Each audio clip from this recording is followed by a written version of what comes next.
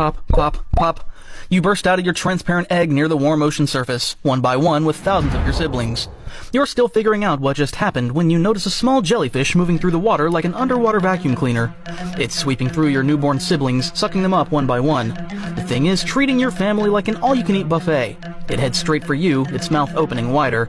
Without giving it any thought, you instantly dive. Not deep, just a few centimeters under the surface.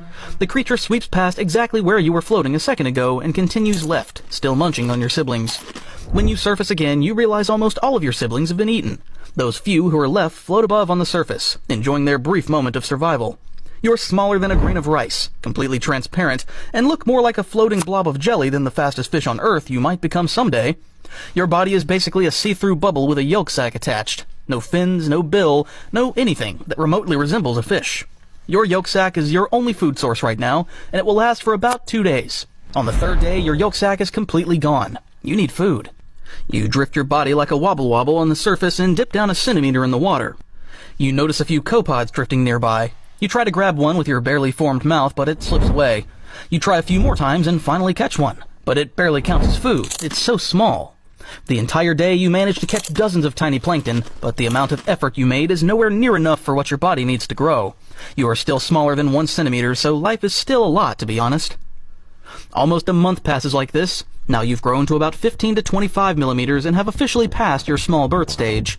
You look more like a fish now. Your mouth structure has become more advanced, and you can actually eat small fish larvae and shrimp-like creatures. Most importantly, you've developed fins and a tail that can actually propel and push you through the water. So you've started diving underwater instead of just floating helplessly on the surface. It's time for your first real hunt. Okay, a school of tiny fish larvae about half your size.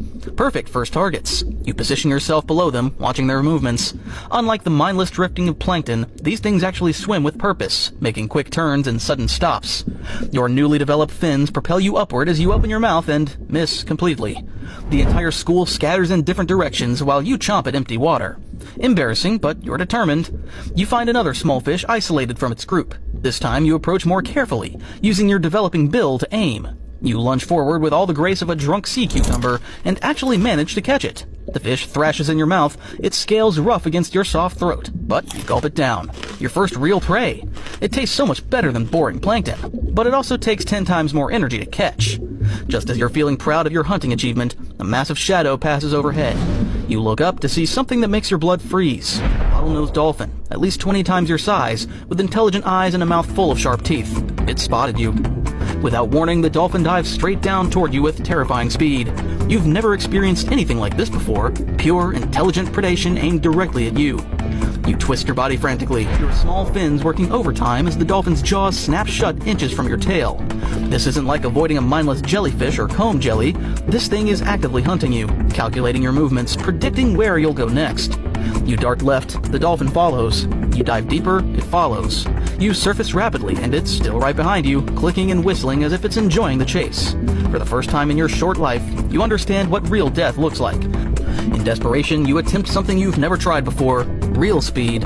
You pump your tail as fast as possible, trying to access that legendary sailfish velocity you're supposed to inherit. But your body isn't ready. Instead of graceful acceleration, you spin out of control, tumbling through the water like a broken torpedo. The dolphin, apparently amused by your pathetic escape attempt, loses interest and swims away to bully another small fish. I mean, yeah, the dolphin was just playing with you, otherwise you would have died already. Over the next few weeks, you become obsessed with speed. You see an adult sailfish in the distance moving like an underwater bullet and think, I can totally do that. You position yourself like you've seen the adults do, build up momentum, angle your body perfectly, and wham! You crash headfirst into a coral formation so hard that small fish scatter in all directions. Okay, that was just practice, you tell yourself. You try again, this time aiming for open water. You pump your tail with everything you've got, and for a moment, you actually feel fast.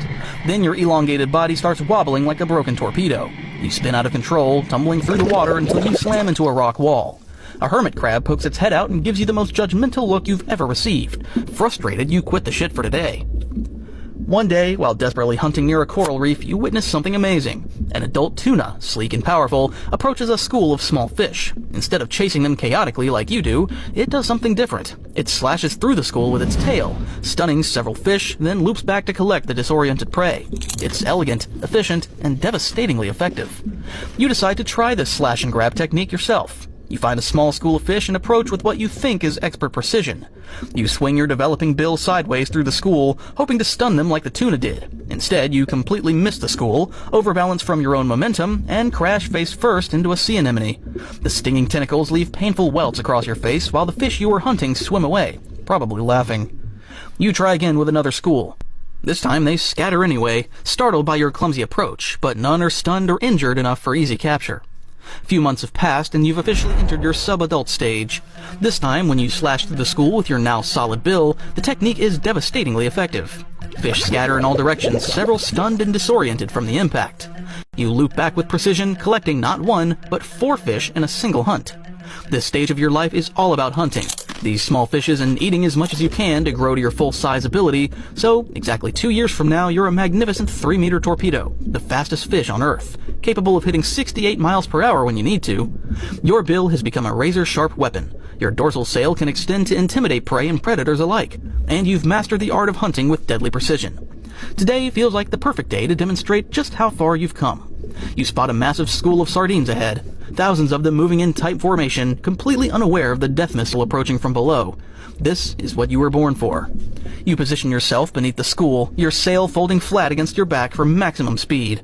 With one explosive burst, you rocket upward, building to your maximum velocity in seconds.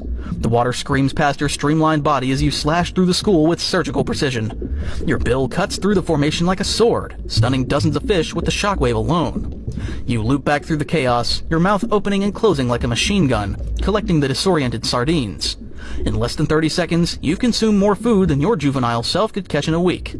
This is the payoff for all those months of failed attempts and embarrassing crashes. You are finally the apex predator you were destined to become. But being the fastest fish in the ocean comes with its own set of problems. As you cruise through the open water, your incredible speed demands massive amounts of oxygen. Your gills work overtime, extracting every molecule they can from the rushing water. You can't stop swimming, not even for a moment, or you'll suffocate. It's like being stuck in permanent overdrive with no option to slow down. Your streamlined body, built for pure velocity, is also incredibly fragile. Your flesh is soft, your bones hollow for reduced weight. You are basically an organic missile that can be destroyed by the slightest damage. Even a small cut or injury could slow you down enough to mean certain death, either from inability to catch prey or becoming prey yourself. But speed comes at a price.